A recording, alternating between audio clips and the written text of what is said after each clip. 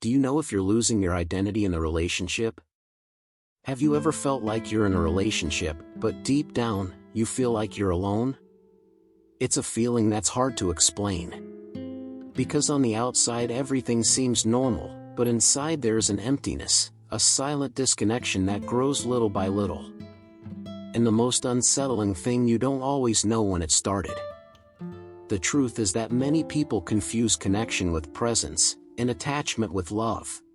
But being together does not guarantee reciprocity, much less emotional balance. Gradually, autonomy is being set aside, identity begins to mix with that of the other. And when you realize it, you no longer feel completely you. But here's a point that few people talk about: this loneliness doesn't come about by chance. It has deep psychological roots, involves invisible patterns, unconscious choices, and a gradual loss of freedom and authenticity. And throughout this content, you will understand exactly how this happens and, more importantly, how to start changing this scenario. You know that strange feeling of being in a relationship that, theoretically, should bring you peace.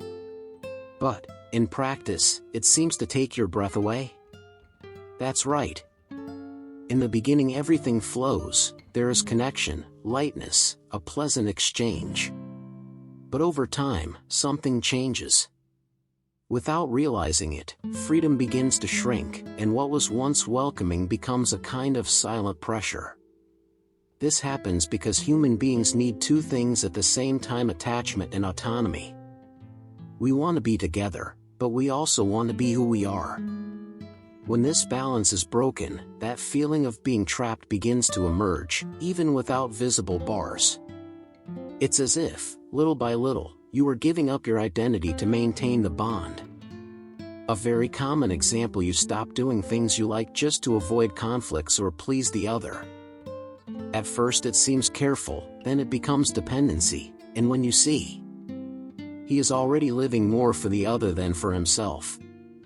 And that's when the emotional overload begins to show signs, but still in a very subtle, almost imperceptible way. As time goes by, that small adaptation that seemed harmless begins to gain greater proportions. Without realizing it, you no longer make decisions thinking about what makes sense for your identity, but about what keeps the relationship stable. It's as if, little by little, you were molding yourself so much to the other that you no longer know where you end and where the relationship begins. This phenomenon is known as relational identity loss. The person ceases to exist as an individual and starts to function almost as an extension of the partner. And look how subtle this is. It doesn't happen overnight. They are small concessions, small silences, small renunciations of authenticity that, added together, erase who you really are. A classic sign of this is when someone asks, "What do you like to do alone?" And you freeze. Because everything revolves around the connection, the couple, the shared routine. Autonomy is being replaced by a kind of emotional dependence, where well-being becomes exclusively dependent on the other, and this, sooner or later, takes a heavy toll. Now, look how curious: much of this loss of identity doesn't even start within the relationship. It starts much earlier. They're in the stories that we have consumed our entire lives. Movies, music, soap operas, all reinforcing the idea that finding someone is the happy ending. As if freedom and autonomy cease to matter after love appears. This narrative creates a dangerous expectation that the other will complete you. And when you believe that, you make room for an almost inevitable emotional dependence. After all, if the other is responsible for your happiness, any sign of distance already seems threatening. Attachment is no longer healthy and begins to become a constant need for validation. In practice, this makes many people tolerate situations that hurt their respect and authenticity, just so as not to lose the relationship that defines who they are. It's as if the fear of being alone is greater than the discomfort of being in bad company. And, without realizing it, what should be a genuine connection becomes a role that you need to sustain all the time. Now we are starting to enter something even deeper. Many of the ways you live in a relationship today were not born in it, they came from way back, from your childhood. This is what John Bowlby explained: our attachment patterns are shaped in the first experiences of connection with those who took care of us. If, for example, the affection you received was unstable, you can grow by seeking constant validation. This directly affects their autonomy, because internal security is fragile. The person enters the relationship not only to share life, but to fill old voids, and then the emotional dependence begins to gain strength without them realizing it. In practice, this appears in behaviors such as excessive fear of rejection, the need for constant attention, or even difficulty maintaining their own identity within the relationship. The problem is that, without this balance, the bond ceases to be a space of freedom and becomes a field of emotional compensation. And this, inevitably, generates tension over time. At first, everything seems light, spontaneous, almost effortless. The connection happens naturally, there is reciprocity, exchange, genuine desire to be together. But, little by little, what was a choice begins to become an obligation. And it is at this point that many people do not even realize that they have crossed an important line within the relationship. What was once "I want to be with you" starts to sound like "I need to be with you."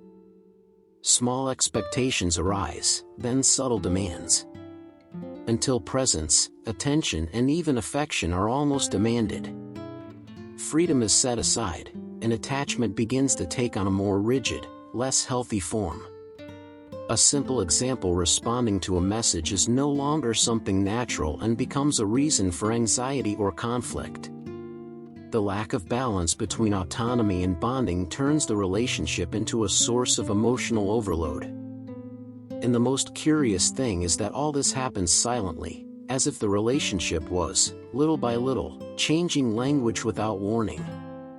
In many relationships, there is a silent but extremely heavy expectation that a single person can be everything at the same time. Partner, best friend, emotional support, source of security, motivator, even therapist at times. On paper it looks beautiful.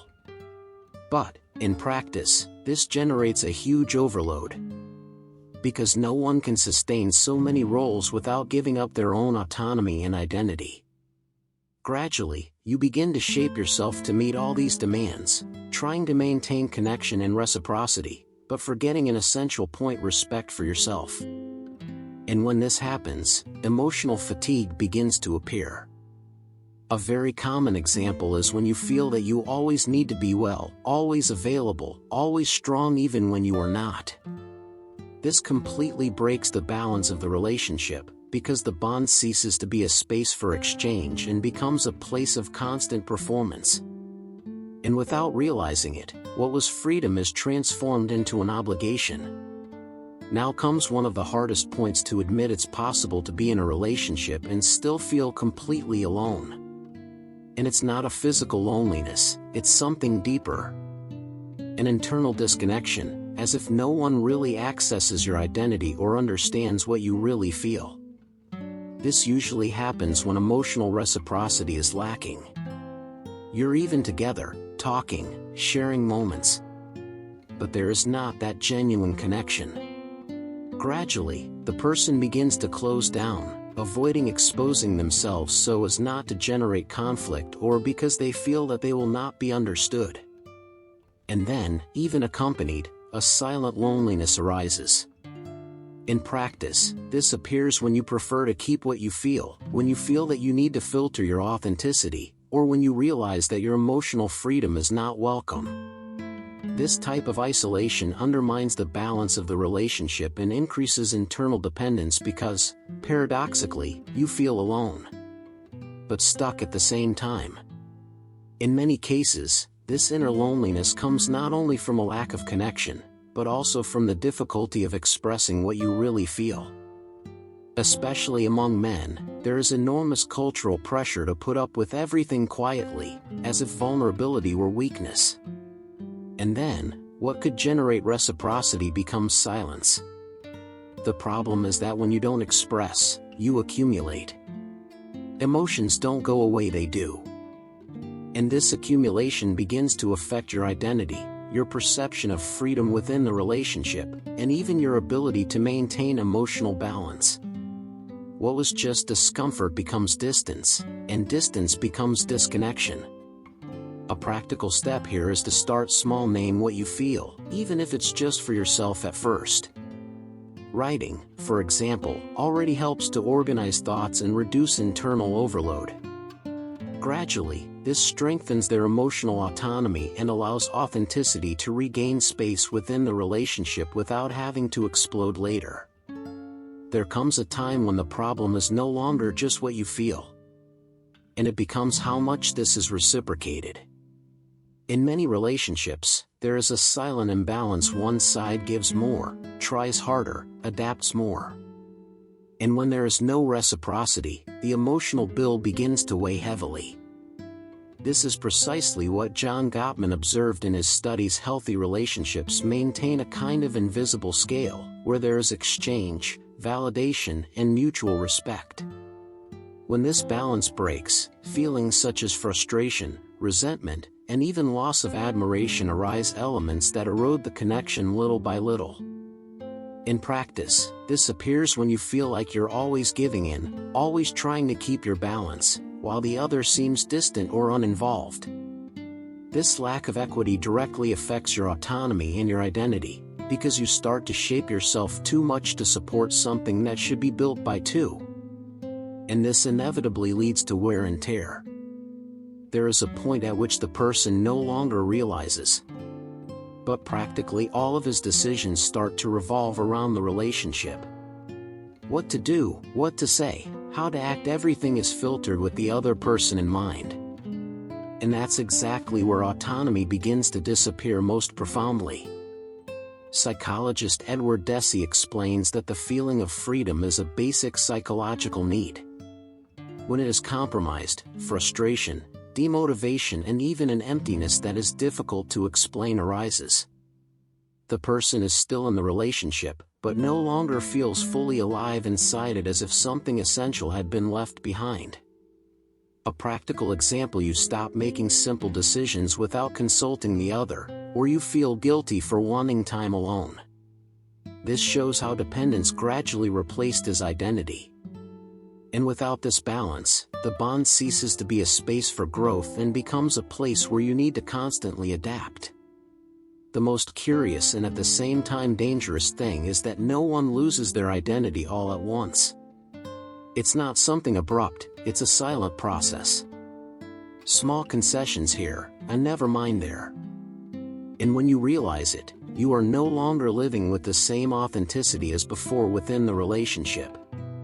These renunciations accumulate. You avoid certain subjects, change behaviors, adapt tastes, all to maintain the connection and avoid conflicts. At first it seems like maturity, to a certain extent it is. But without balance and self-respect, it becomes a pattern of self-abandonment disguised as harmony. A simple exercise to realize this is to ask yourself, what has changed in me since I started this relationship? If the response involves loss of freedom, reduced autonomy, or feeling overwhelmed, it is a warning sign. Because, deep down, a healthy bond doesn't erase who you are, it does. Now we come to an essential point: not all love that binds is healthy, and not every true connection needs to generate dependence. There is a subtle but decisive difference between loving someone and needing that someone to exist. And this is exactly where many relationships get confused. The philosopher Jean-Paul Sartre argued that to truly love is to choose the other without giving up one's own freedom. That is, you continue to be you, with your identity, your autonomy, your authenticity. But he decides to share his life with someone, not to merge completely with that person. In practice, healthy love has reciprocity, respect, and balance. There is no such constant feeling of overload or loss of self. On the contrary, the bond strengthens who you already are. And perhaps the most important question is not, do I love this person, but rather, do I continue to be me within this relationship? Now tell me, honestly, how many moments have you recognized yourself throughout this content? At what point did you realize that, Perhaps, you have put your identity aside to maintain a relationship that no longer respects your autonomy and freedom. Is there real reciprocity in their relationship?